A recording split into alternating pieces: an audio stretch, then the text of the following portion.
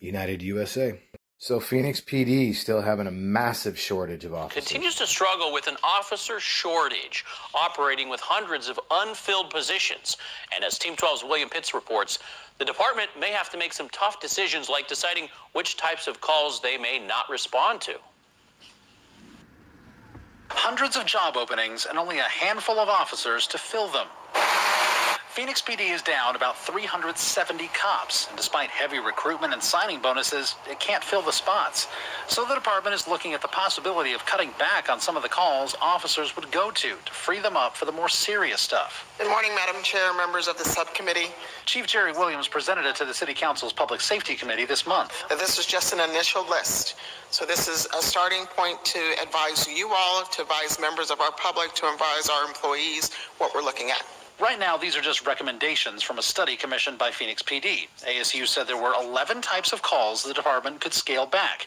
Checking on alarms, helping the fire department with unruly patients, drug overdoses, civil matters standby, like being there when someone's evicted or when divorced parents hand off their kids, abandoned cars, found property, minor fender benders, illegal parking, noise complaints, loose animals, and people smoking weed in public.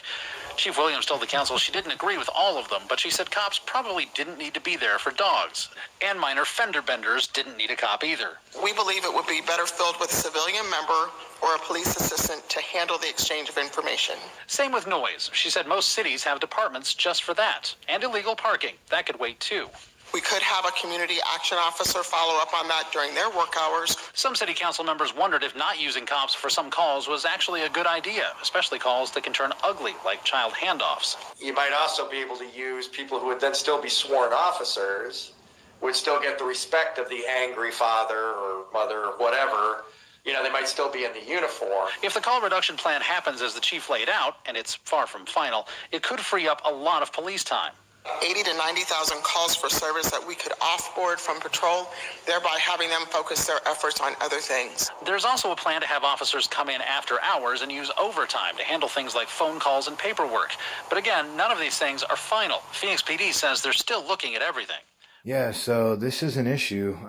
Some could say it's because they're not being paid what they should be getting paid. I think if they treat them with the decency and respect that they should and pay them what they're worth and a bag of chips, I think maybe they would see an increase in recruits. But let me know what you think. Hit me up in the comments. Please like and share. Later.